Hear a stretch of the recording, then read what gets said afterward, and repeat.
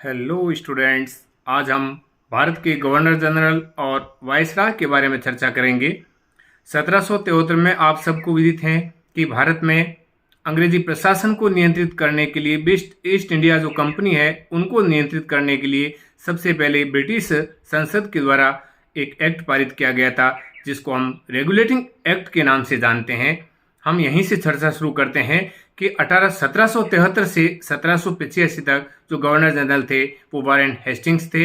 उनके बाद में 1786 से 1793 तक लॉर्ड कॉर्नवालिस गवर्नर जनरल के रूप में आए। 1793 से 1798 तक सर जॉन शोर को ये कार्यभार दिया गया। 1798 से 1805 तक लॉर्ड वेलेजली, 1805 से 1807 तक सर जॉर्ज बार्लो, उनके बाद में 1807 से 1813 तक लॉर्ड मिंटो। ये मिंटो दो हैं, ये मिंटो प्रथम है। बाद में जो आएंगे मिंटो, वो मिंटो सेकंड, जो हम सुधार अधिनियम की बात करेंगे वो मिंटो सेकंड है। फिर 1813 से 1823 तक लॉर्ड हेस्टिंग्स, 1823 से 1828 तक लॉर्ड एमहर्स्ट, 1828 से 1835 तक लॉर्ड विलियम बेंटिंग, 1835 से 1836 तक लॉर्ड मैटकॉफ, 1836 से 1842 तक लॉर्ड ऑकलैंड, 1842 से 1844 तक लॉर्ड एलनबरो, 1844 से 1848 तक लॉर्ड हार्डिंग प्रथम, 1848 से 1856 तक लॉर्ड डलहौजी।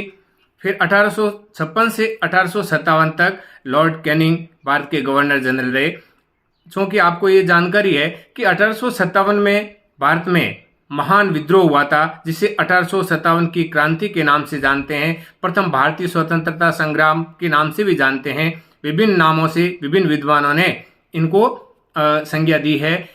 तो यहाँ से गवर्नर जनरल का पद समाप्त कर दिया गया और फिर भारत में वायसराय का पद सृजित किया गया। तो जो लॉर्ड कैनिंग भारत के अंतिम गवर्नर जनरल थे, उन्हीं को प्रथम वायसराय के रूप में नियुक्त कर दिया गया। इनकी नियुक्ति वायसराय के रूप में 1858 से 1862 तक रहे, अर्थात भारत के प्रथम वायसराय है लॉर्ड कैनिंग और भारत के अंतिम जो गवर्नर जनरल है वो भी लॉर्ड कैनिंग। लॉर्ड कैनिंग के बाद में 1862 से 1863 तक लॉर्ड एल्गिन फर्स्ट, 1864 से 1869 तक लॉरेंस भारत के वायसराय के रूप में नियुक्त होते हैं। फिर 1869 से 1872 तक लॉर्ड मेयो, 1872 से 1876 तक लॉर्ड नॉर्थबुर्ग, 1876 से 1880 लॉर्ड लिटन और फिर 1880 से 1884 तक लॉर्ड रिपन भारत के वायसराय होते हैं। फिर 1884 से 1888 तक लॉर्ड डफरिन भारत के वायसराय होते हैं। और इसी समय की महत्वपूर्ण घटना है भारतीय राष्ट्रीय कांग्रेस की स्थापना।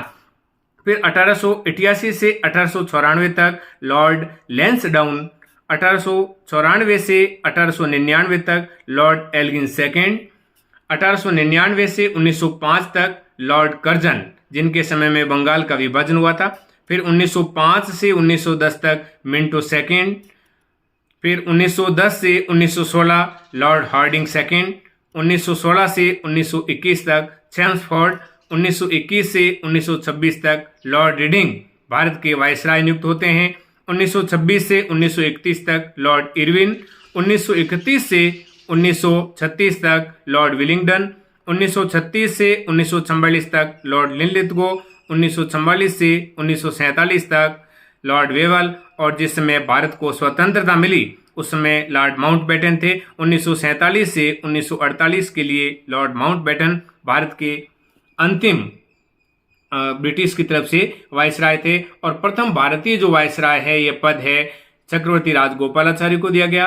और इनके बाद में जब भारत स्वतंत्र हो गया था तो फिर भारत में वायसराय के स्थान पर राष्ट्रपति का पद सृजित कर दिया गया और श्री डॉक्टर राजेंद्र प्रसाद भारत के प्रथम राष्ट्रपति के रूप में निर्वाचित हुए थे। और राष्ट्रपतियों का भी क्रम है, एक बार आप सुन लीजिए कि 1952 में डॉक्टर राजेंद्र प्रसाद भारत के राष्ट्रपति बने। पहले कार्यकाल के लिए और दूसरे कार्यकाल के लिए भी डॉक्टर राजेंद्र प्रसाद ही भारत के राष्ट्रपति बने 1957 से। 1962 में डॉक्टर एस राधाकृष्णन, 1967 में डॉक्टर जाकिर हुसैन, 1969 में डॉक्टर वी वी गिरी और 1974 में फखरुद्दीन अली अहमद को भारत का राष्ट्रपति निर्वाचित किया गया। 1977 में नीलम संजीव रेड्डी निर्विरोध भारत के राष्ट्रपति निर्वाचित हुए।